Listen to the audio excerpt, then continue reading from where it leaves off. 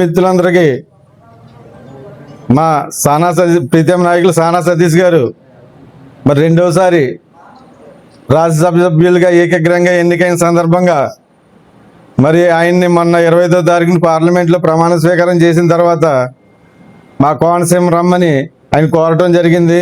ఆయన వెంటనే 29వ తారీఖున మీకు అమలాపురం వస్తాను అని చెప్పడం, మరి మా కూటమి కార్యకర్తలందరితోటి ఆలోచించి మనం ఎలా చేద్దామని అంటే మనం సానా సతీష్ గారిని రావులపాలెం 2 గంటలకి ఆయన రిసీవ్ చేసుకుని కార్ల ర్యాలీతో అక్కడి నుంచి మన అంబోజీపేట మీదుగా, అంబోజీపేటలో చాలామంది యువకులు బైక్ ర్యాలీగా వచ్చి అక్కడ వెయిట్ చేస్తూ ఉంటారు. ఆ బైక్ ర్యాలీలో ఆయన ఓపెన్ టాప్ జీప్ ఎక్కించి అక్కడ నుంచి బైక్ ర్యాలీ ద్వారా మన ఈదరపల్లి మీదుగా, అలాగే గడేస్తంభం నుంచి ఇలా నల్లవంతుని దగ్గరికి గల సత్యనారాయణ గార్డెన్స్లో మరి ఆయనకి సన్మానం చేయటం జరుగుతుంది. దానికి కూటమి నాయకులందరూ వచ్చి మరి సన్మానం చేయడానికి చాలా ఉత్సాహంగా ఉన్నారు. అందరూ శుభాకాంక్షలు తెలిపి అనంతరం మరి అందరికీ డిన్నర్ కూడా ఏర్పాటు చేయడం జరిగింది. అలాగే మన కోనసీమ కూటమి నాయకులందరూ కూడా ఈ సత్కారానికి వచ్చి సత్కారం అయిన తర్వాత భోజనాలు చేసి వెళ్ళాలని, క్షేమంగా ఇంటికి చేరుకోవాలని కోరుకుంటున్నాం. Thank you. మరి ముఖ్యంగా ప్రింట్ మీడియా వారికి, ఎలక్ట్రానిక్ మీడియా వారికి పేరు పేరున ప్రత్యేకమైన ధన్యవాదాలు తెలియజేస్తూ,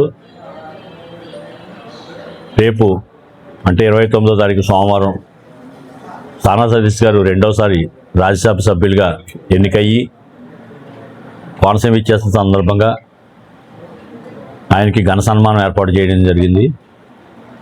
అది కూడా పూర్తి స్థాయిలో పల్లవరాజు యొక్క ఆధ్వర్యంలో దానికి కావాల్సినటువంటి అన్ని రకాల ఏర్పాట్లను కూడా ఆయన సొంతంగానే చేస్తాం జరుగుతూ ఉంది.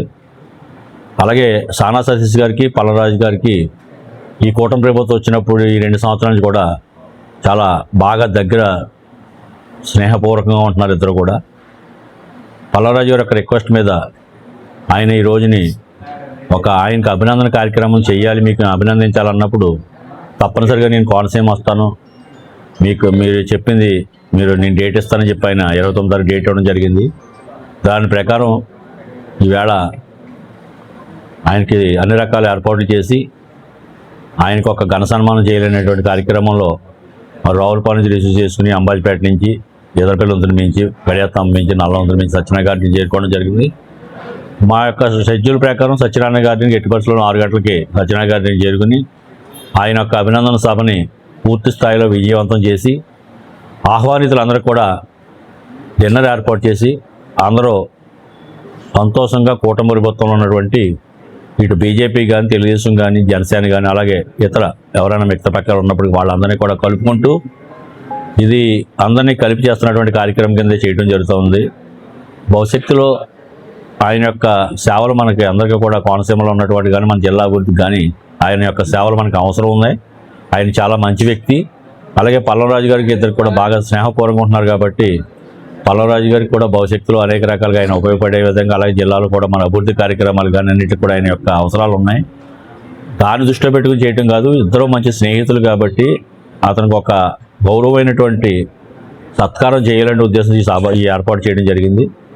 దాన్ని మీరు మీడియా సోదరులందరూ కూడా దాన్ని పబ్లిక్లోకి తీసుకెళ్ళి రేపు ఆ కార్యక్రమం అంతా కూడా విజయోత్సవం అయ్యేలాగా ఈ ప్రింట్ మీడియా వారు, ఎలక్ట్రానిక్ మీడియా వారు కూడా మీరు కూడా సహకరించి ఆ యొక్క కార్యక్రమాన్ని మీరు కూడా కంటిన్యూ ఫాలోఅప్ చేసి దాన్ని కూడా మీరు కూడా జయప్రదం చేస్తారని మిత్రులందరినీ పేరున మీడియా సోదరులందరినీ మీ అందరికీ మరొకసారి ధన్యవాదాలు తెలియజేసుకుని సెలవు తీసుకుంటాము.